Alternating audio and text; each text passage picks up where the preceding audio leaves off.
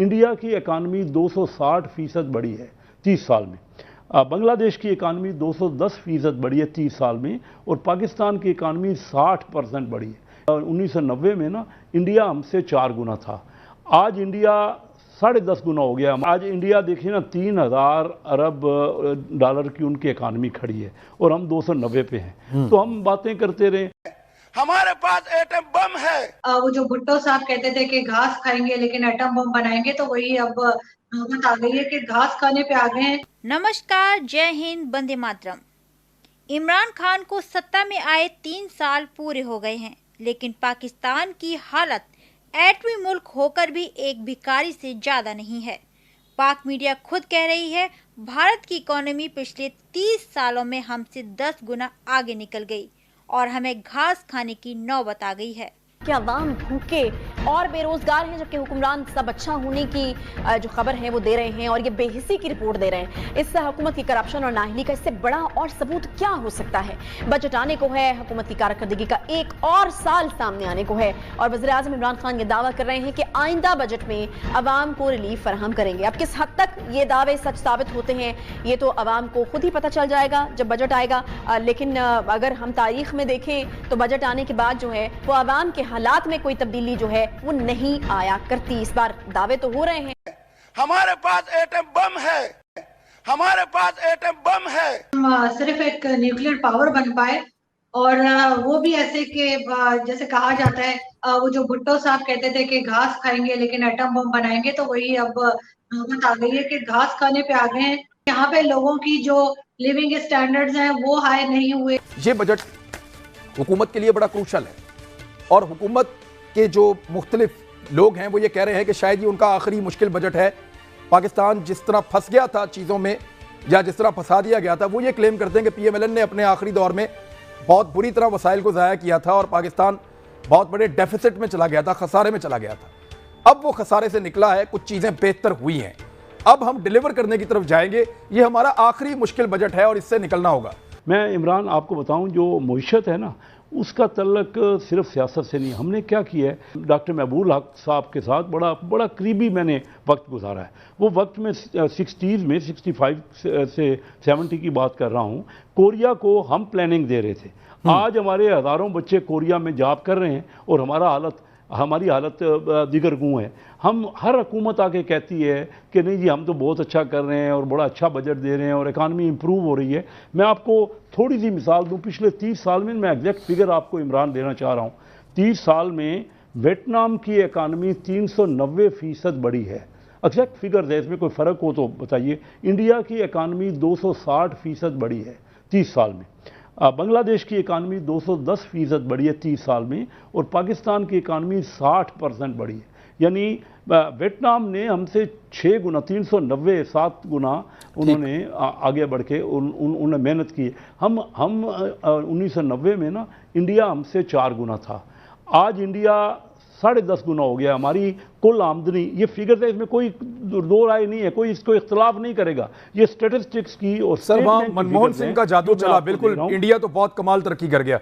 एक वो दौर था और एक आदमी था मनमोहन सिंह, उसने बहुत काम किया। जी जी आज इंडिया देखिए ना 3000 अरब डॉलर की उनकी इकानमी खड़ी है और हम 290 पे हैं। तो हम बातें करते रहे। मैं देखिए ना, मैं इस वक्त किसी एक पार्टी को रिप्रेजेंट नहीं कर रहा, मैं मुल्क की बात कर रहा हूँ, अपने पॉपुलेशन की, अपने बच्चों की बात कर रहा हूँ। हम सबको मिल के ना पहले दिन ही मियाँ शहबाज शरीफ साहब ने कहा कि आइए बैठ के चार्टर ऑफ इकानमी करें।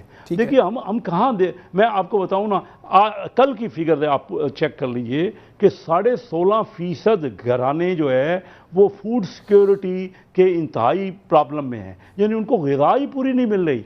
16.5% अगर 22 करोड़ की आबादी ले लेना तो 1 करोड़ 60 लाख लोगों को तो खुराक ही ठीक नहीं मिल रही, ग्रोथ ठीक नहीं हो रही बच्चों की। ना हमने क्या, मैं आपको बताऊं ना कि SME जो सेक्टर है ना वो बड़ी बुरी तरह पिस गया है। अमीर आदमी ने तो बहुत पैसा बनाया इस साल, जो बड़े फैक्ट्रियां थी, लार्ज स्केल इंडस्ट्री या बड़ा जिम्मेदार था, उसने तो पैसा बनाया है, लेकिन तनख्वाहदार तबका पिस गया है, उसको कुछ नहीं मिला। और छोटा SME, मैं इमरान सबसे बड़ी आपको बात बताऊं ना, हमारे मुल्क में कर्जा ही सिर्फ बड़ी इंडस्ट्री को मिलता है। मैं खुद बिजनेसमैन हूँ, बड़ा बिजनेसमैन हूँ, ह्यूज मेरा ट्रेड है, लेकिन मैं आपको बताऊं कि इंडिया में कुल कर्जे का 15% उनको छोटी इंडस्ट्री को, SMEs को देते हैं। बांग्लादेश में कुल कर्जे का 12% देते हैं, हमारे यहाँ 7% है, 7% यानी 93% कर्जा ही बड़े को मिलता है। छोटे और लाखों लोग छोटे कारोबार में, छोटी इंडस्ट्री में हैं, उनको कर्जा भी नहीं मिलता। तो आप इन टेक्निकल बुनियादों पे हुकूमत की रहनुमाई करने के लिए मौजूद है। तो यह 6 देश यह मुस्लिम वर्ल्ड से ही रिलेटेड है, जैसे Afghanistan, Pakistan, Sudan, Somalia, Syria और यमन। इन देशों में सीमा विवाद की समस्या नहीं थी, बल्कि आपस में 2 गुटों के भीतर वर्चस्व स्थापित करने के लिए यह लड़ाई हो रही थी। दोनों पक्ष इस्लामिस्ट आइडियोलॉजी से प्रभावित था, दोनों तरफ मुसलमान थे, लड़ने वाले भी मुसलमान थे और मरने वाले भी मुसलमान थे। आप एक छोटा सा उदाहरण सऊदी अरबिया और ईरान का ले सकते हैं। दोनों देशों के बीच कोई सीमा विवाद नहीं है, पर दोनों देशों में विवाद लंबे समय से बना हुआ है। दोनों देशों में दुश्मनी बहुत लंबे समय से चली आ रही है। इसका कारण क्या है? सऊदी अरबिया एक सुन्नी बहुल देश है और सभी मुस्लिम देशों का OIC के अध्यक्ष होने के कारण मुखिया बना हुआ है। ईरान चूंकि शिया बहुल है, इस कारण वह सऊदी अरबिया के वर्चस्व को चुनौती देता है। इस वर्चस्व की मानसिकता मुसलमान आइडियोलॉजी के मानने वाले लोगों को दूसरे देशों में भी मिलने नहीं देती है, उस देश के सभ्यता और संस्कृति के साथ एकजुट होने नहीं देती है। आप फ्रांस का ही उदाहरण ले ले। फ्रांस ने कुछ अपने देश के लिए अपनी सभ्यता और संस्कृति के कानून को मनवाने के लिए कुछ कानून बनाए, लेकिन उसका विरोध जो वहाँ पर मुसलमान रह रहे हैं वे कर रहे हैं और उसका दूसरे मुसलमान देश समर्थन देकर और बढ़ावा दे रहे हैं। अगर भारत के इतिहास पर नज़र डालें तो यहाँ पर मेजॉरिटी धर्म हिंदू धर्म के मानने वाले लोगों का है, सनातन धर्म के मानने वाले लोगों का है, लेकिन जो माइनॉरिटी धर्म है, मुस्लिम संप्रदाय के लोग हैं, वे भारत के सभ्यता संस्कृति के साथ कभी कभी अपने को एकाकार नहीं कर पाते हैं, जिसके चलते माइनॉरिटी और मेजॉरिटी धर्म के बीच विवाद पैदा होता है, जिसकी खबरें आए दिन हम अखबार में सुनते रहते हैं। उसी तरह इसी प्रकार की खबरें फिलीपाइन से भी आती रहती हैं, वहाँ मेजॉरिटी और माइनॉरिटी का विवाद चलते रहता है। जिस समय 2001 में अमेरिका में जो घटना हुई और वहाँ का वर्ल्ड ट्रेड सेंटर को ध्वस्त किया गया, तो उसके इन्वेस्टिगेशन के दौरान यह पाया गया कि इसके तार भी इस्लामिस्ट आइडियोलॉजी को मानने वाले लोगों से मिला हुआ है। यानी जो लोग उस घटना को करने में शामिल हैं वे सारे चरमपंथी इस्लामिस्ट आइडियोलॉजी से प्रभावित हैं। इसके बाद पूरा वेस्टर्न वर्ल्ड ही इस्लामिस्ट आइडियोलॉजी के खिलाफ बोलना शुरू किया, लेकिन इसको मुस्लिम धर्म वाले मानने लगे कि इस्लाम के खिलाफ मानने लगा। और इमरान खान ने तो यहाँ तक कह दिया कि पूरा वर्ल्ड ही इस्लाम के खिलाफ है, यानी इस्लामोफोबिया से ग्रस्त है। खैर, यह तो उनकी मानसिकता है। इजराइल और फिलिस्तीन के बीच जो ताज़ा विवाद चल रहा है और जिसकी चर्चा अभी पूर्व में वीडियो में भी चर्चाकारों ने पाकिस्तान मीडिया में की, इसके मूल में भी कहीं ना कहीं धर्म है।